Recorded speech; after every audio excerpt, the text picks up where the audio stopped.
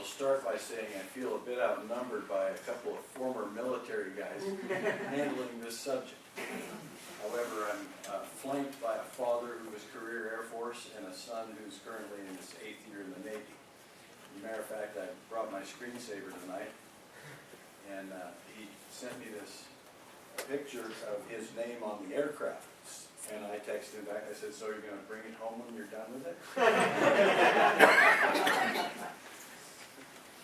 I have a couple of questions for you, Aaron. The first one is this. Your thesis focuses upon the idea that Christians are biblically justified in killing in war, in obedience to a government who has the responsibility to use the sword. However, there's a strong implication that this formula is followed. There is an elimination of guilt associated with such killing in the mind of the soldier. Can you elaborate on this notion? Okay, so elaborate on the notion of elimination of guilt okay. when commanded to kill by the government. Okay, yes. When commanded to kill by the government, so I'll start on a different note, sorry. So Alvin York, the verse that convinced him to go to war, was render unto Caesar what is Caesar's. And although that was originally used in terms of tax, the broad principle applies unless it's in direct contradiction to God's law.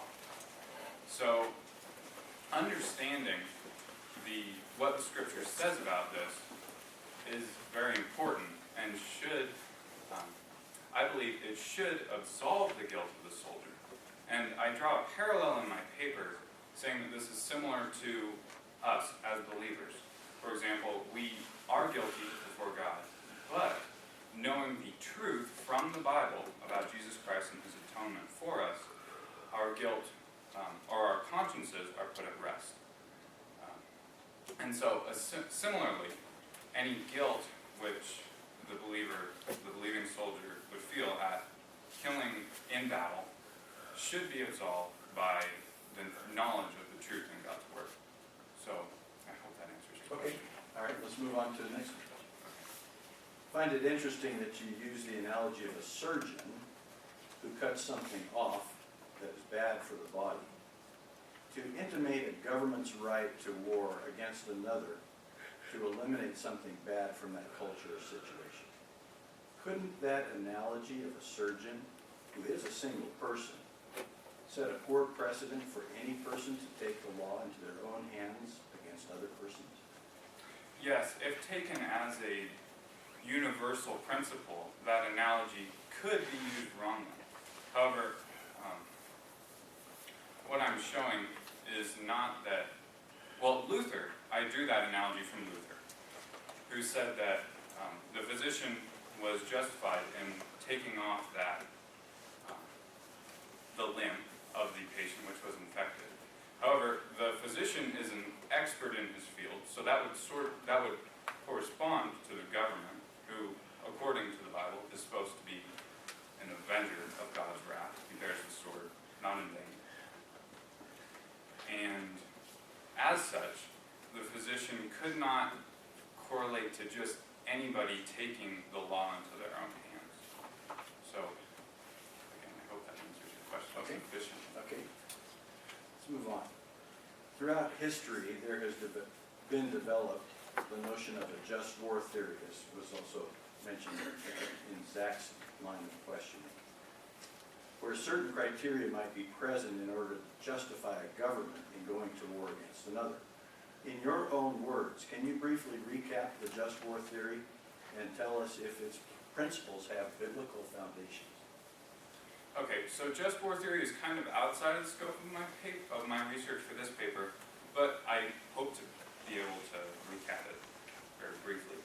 So Augustine developed 3 principles for evaluating war, and please, I hope it's not wrong for me to ask you to correct me if it's wrong. But one is finding justice before the war, seeing if the causes for the countries to go to war are just. The second criterion is examining their conduct within the war, and the third is examining absolvement of the war, or how they finish it up. Biblically, analyzing this, I'll have to do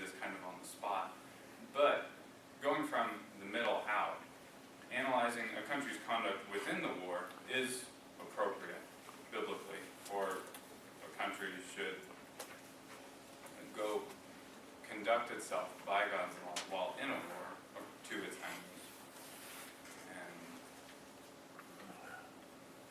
I'm sorry, this is kind of outside my area of research. That's okay. So, would you say that, just sort of on the fly, that the Bible supports just wars?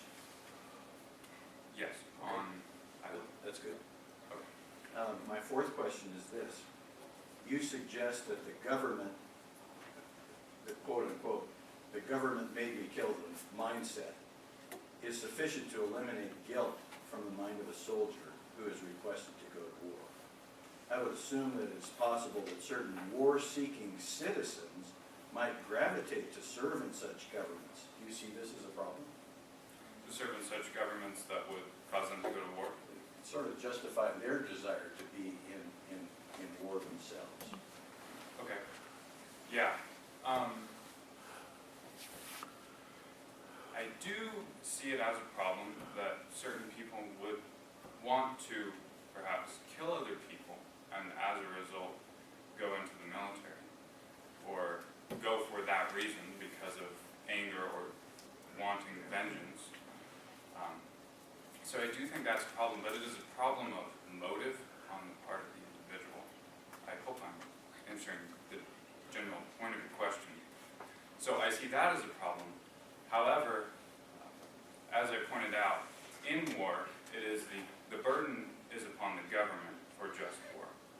So I do not think that a government supporting war is necessarily a problem. Okay. And here's my last question. Despite your soul telling you otherwise, which was a comment you used in your paper, the Christian is justified to become a soldier and kill in war. My question is this. If it is within one's soul where the guilt is manifest, are you suggesting that a soldier doesn't need to listen to their soul? No, thank you for pointing out any incorrect verbiage that I used in my paper. I probably should have worded that a little differently. I think that it is very important to listen to the conscience and to listen to the Holy Spirit. But I also think that it is possible, very, very possible, in fact, for someone's conscience to convict him wrongly. And Francis Schaeffer points this out when he says there is a difference sometimes between feeling the strong feeling of guilt and real guilt. So, does that answer your question? That answers my question. Do we get any?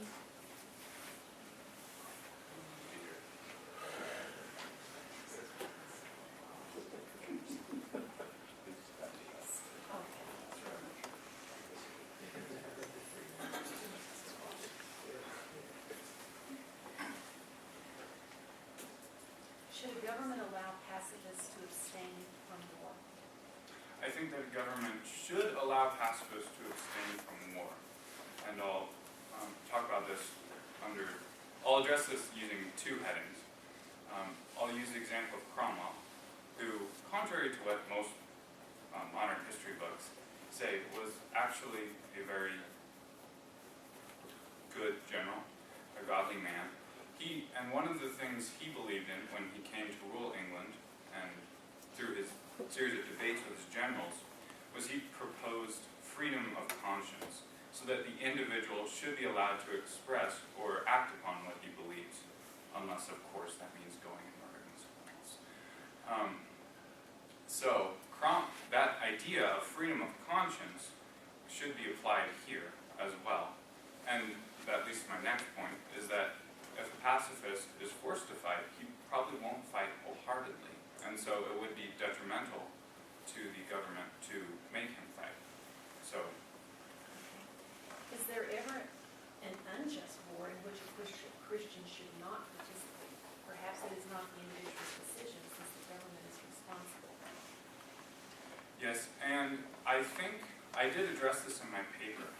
And I ultimately think that the choice should be left up to the Christian. I don't deem myself sufficient at all to say what the criterions for a war that that should be left up to the individual believer. But I do think that it is possible that there might be a war that the Christian should not participate in. And I think, sorry, can I finish that one up? Yes.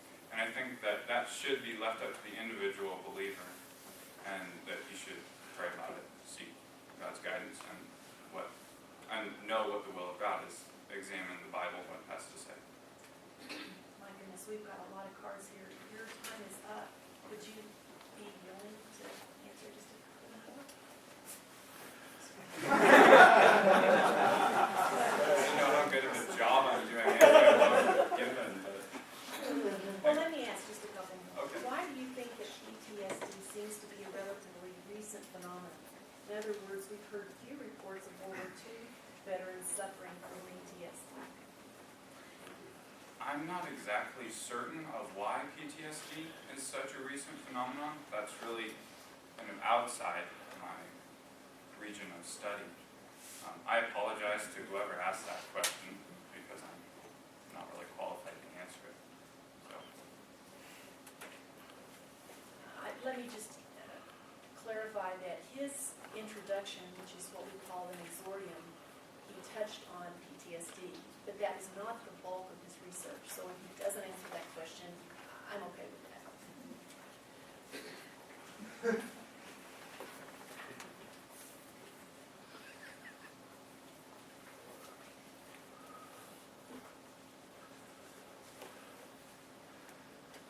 Is assassination biblically justified? That again is kind of outside of the scope of my research. However, I can kind of offer conjecture on that. And I know who asked me the question after I saw someone elbowing them, so I can go after them after this. But thesis in and of itself. yeah, which is wrong, which I should not do. So I won't do that. That would be revenge, which I said. Just one more. Did Jesus' existence bring about new laws and order about wartime killing, since there are no examples of Christian men engaging in war in the New Testament? Well, I'd like to point out, Jesus said that not one dot or iota of the law will pass away, that he did not come to abolish the law, he came to fulfill the law.